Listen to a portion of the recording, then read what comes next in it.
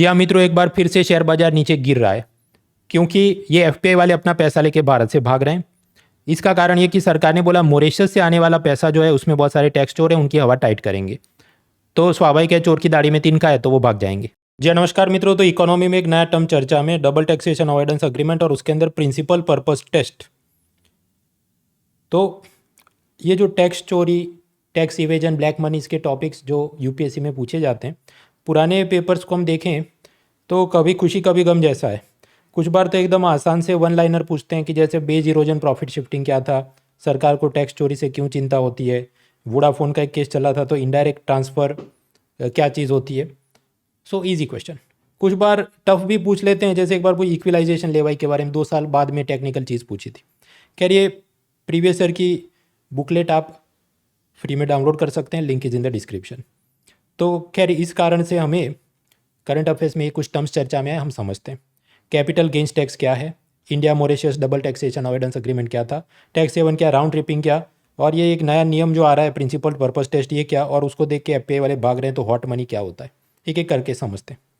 मान लीजिए रिलायंस कंपनी को इन्वेस्टर से पैसा चाहिए, तो वो प्राइमरी मार्केट में अपना इनिशियल पब्लिक ऑफर यानी आईपीओ रिलीज़ करेंगे, और मैं इसके अंदर मान लीजिए 1,000 रुपये इन्वेस्ट करता हूँ। बाद में कुछ समय बाद मुझे लगता है कि अब मुझे निकल जाना है, और मैं किसी और इन्वेस्टर को यही शेयर जो मैंने 1,000 में ख़रीदा था वो 3,000 में बेच के मैं भाग जाऊँ। तो ऐसा हम जब यूज्ड कार अपनी बेचते हैं तो उस चीज़ को हम कहते हैं secondary market.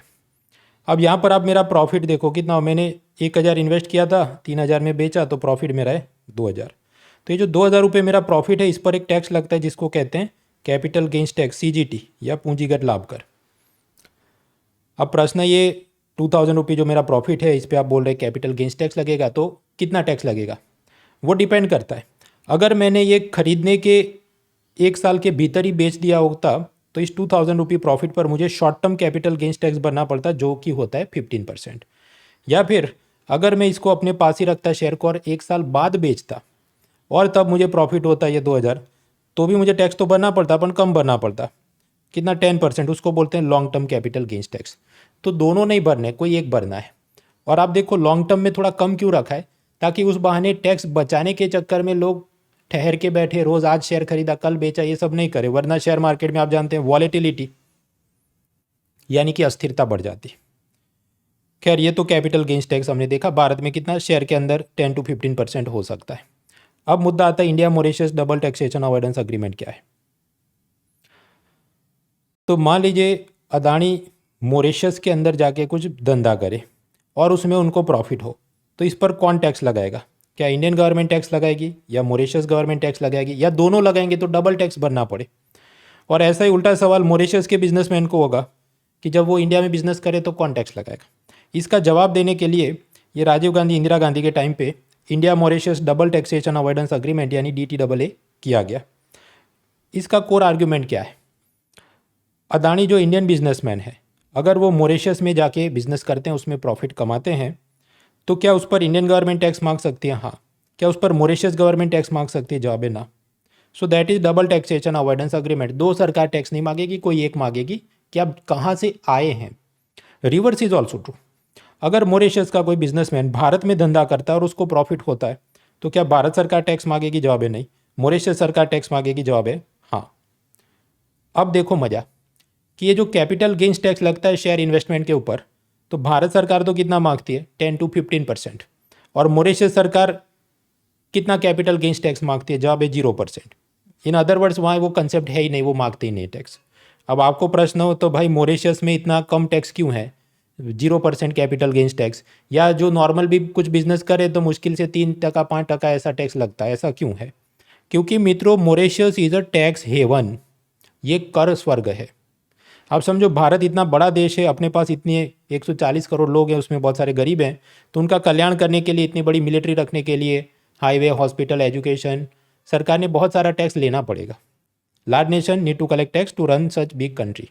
On the other hand Mauritius तो इतना छोटा देश होगा, शायद उत्तर प्रदेश के किसी डिस्ट्रिक्ट से भी कम होगा, तो वो लोग तो बोल रहे 0% टैक्स है, और उस बहाने जितने ये 2 नंबर का काम करने वाले, टैक्स इवेजन करने वाले बिजनेसमैन उधर आ जाएंगे, तो भले वो टैक्स ना दे, लेकिन जितने दिन वो होटल में रुकेंगे, शेफ से खाना खाएंगे, टैक्सी चलाएंगे, टैक्सी में घूमेंगे, गोल्फ क्लब, वेकेशन, मौज मस्ती, तो भले वो तो बहुत सारा पैसा उनकी इकोनॉमी में आ जाएगा और उससे उनके लोगों का रोजगार और जीवन यापन चला जाएगा।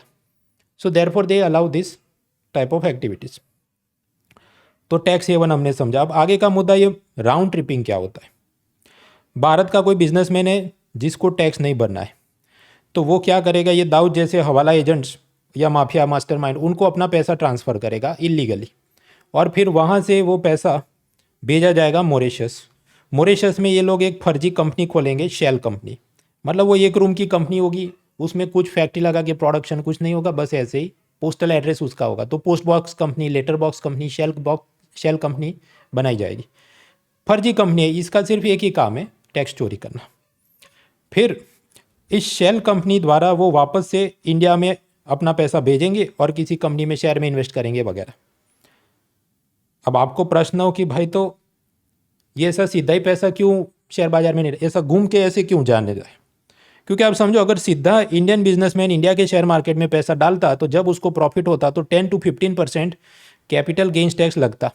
लेकिन ये ऐसा उल्टा करके पैसा लाएगा तो मॉरिशस के साथ जो अपना डबल टैक्सेशन अवॉइडेंस अग्रीमेंट है, उस हिसाब से मॉरिशस की फर्जी कंपनी, उसको इंडिया में प्रॉफिट होगा तो सिर्फ मॉरिशस सरकार टैक्स मांगेगी, इंडियन सरकार टैक्स नहीं मांगेगी। और मॉरिशस सरकार, मैंने आपको बताया, कैपिटल गेन्स टैक्स जीरो चल रहा। तो इसको बोलते हैं राउंड ट्रिपिंग, और राउंड ट्रिपिंग की मदद से ये लोग पैसा सब अपना टैक्स बचाते हैं। अब ये बहुत सालों से चल ही रहा है डबल टैक्सेशन अवॉइडेंस अग्रीमेंट के चलते, तो सरकार ने सोचा हवा टाइट करनी पड़ेगी। उस वास्ते इंडियन गवर्नमेंट बोल रही है ये ट्रीटी के अंदर एक नया क्लॉज ऐड करते हैं जिसको बोला जाए प्रिंसिपल पर्पस टेस्ट। मतलब इन सभी कंपनियों को पूछा जाएगा कि भारत में पैसा डालने का तुम्हारा प्रिंसिपल, मतलब प्रमुख या मेन उद्देश्य क्या है, पर्पस क्या है। मान लीजिए कोई जेन्युइन बिजनेसमैन है कि जो मॉरिशस में पाइनएप्पल उगाता है, इंडिया लाके भारत की किसी फूड प्रोसेसिंग कंपनी के साथ डील किया, 50-50 पार्टनरशिप करते हैं और फिर इधर फ्रूट जाम बेचते हैं, ऐसा कुछ उसको धंधा करना, तो ये तो जेन्युइन डील है, तो उसको ये डबल टैक्सेशन अवॉइडेंस अग्रीमेंट के सारे बेनिफिट उसको दिए जाएंगे। लेकिन सरकार की इन्वेस्टिगेशन में ये पता चले कि ये तो कोई फ्रॉड कंपनी है, शेल कंपनी है, कुछ इसका प्रोडक्शन नहीं है, बस ऐसे ही आया और उसको टैक्स बचाना ही इसका प्रमुख उद्देश्य है, तो फिर उसको ये टैक्स बेनिफिट के फायदे नहीं मिलेंगे। अब ये जैसे ही खबर आई कि भारत सरकार ऐसा सोच रही है, तो ये फॉरेन पोर्टफोलियो इन्वेस्टर जो कि भारत की किसी एक कंपनी में अप टू 10% शेयर्स खरीदते हैं उसको FPI बोलते हैं। अगर मोर देन 10% खरीदे तो उसको क्या बोलते हैं, FDI, विदेशी प्रत्यक्ष निवेश, फॉरेन डायरेक्ट इन्वेस्टमेंट। खैर, ये जो FPI वाले हैं ये सब उन्हें कितना $1 बिलियन शेयर मार्केट में से निकाल लिया और वो भाग गए, जिसके चलते अपना मार्केट गिरने लगा। शेयर मार्केट एक ऐसा जानवर है, उसको पैसा खिलाओगे तो ऊपर जाएगा, बुल, और उससे पैसा आप निकाल लोगे तो वो गिर जाएगा जैसे बियर। तो ये $1 बिलियन जो भारत से चला गया, इसको आप क्या बोलेंगे, इसको बोलते हैं हॉट मनी। और ये सब क्यों गए होंगे, अब आप लगाओ तो कितने कॉमन से, ये सब चोर की दाढ़ी में तिनका इसलिए गए ना, वरना दूध के दूल्हे हैं तो क्यों खड़े नहीं रहते इधर। So that is the problem of hot money caused by principal purpose test inside the double taxation avoidance agreement. खैर मित्रों, इकोनॉमी में ऐसे और भी बहुत सारे करंट अफेयर्स में पढ़ाते ही रहता हूँ, यूट्यूब पर पूरी प्ले लिस्ट होती है, पर बिखरा बिखरा रहता है। आपको स्ट्रक्चर तरीके से पूरे साल के फ्री इकोनॉमी के अपडेट चाहिए तो वो मेरी सीरीज़ चल रही है विन 24, और उसका नेक्स्ट क्लास कल मंगलवार रात को 9 बजे होने वाला है। और ये पहली बार नहीं हो रहा है, इससे पहले भी 4-5 क्लास हो चुके हैं। और सिर्फ बोल बच्चन ने उसकी स्ट्रक्चर्ड पावर पॉइंट होती है, स्ट्रक्चर्ड हैंडआउट होते हैं, ये भी फ्री में करीब 100 पेज से ज़्यादा मैं हैंडआउट भी अपलोड कर चुका हूँ, उसका आप फ़ायदा उठाइए। इसके अलावा अनअकैडमी के साथ आप जुड़ना चाहते हैं for your structured preparation for all subject, तो prelim, mains, CSET, mains answer writing with evaluation, mock test, doubt resolution, ये सब कुछ आपको मिलता है सिर्फ एक सब्सक्रिप्शन में, सिमिलर टू नेटफ्लिक्स, और डिस्काउंट कोड है muna.org। और यहाँ पर ना सिर्फ हिंदी, इंग्लिश या बाइलिंगुअल, बल्कि इंग्लिश मीडियम के अंदर भी हमारे साथ टॉप टीचर्स जुड़ रहे हैं और उनके भी अलग अलग कोर्स शुरू हो चुके हैं, फ़ायदा उठाइए। बाकी अप्रैल महीने में ऑप्शनल सब्जेक्ट के भी अलग अलग कोर्सेज शुरू हो चुके हैं, तो अगर आप 2025-26 के लिए टारगेट कर रहे हैं, you can take benefit of this. Links are in the description, let's crack it. Unacademy. Let's crack it.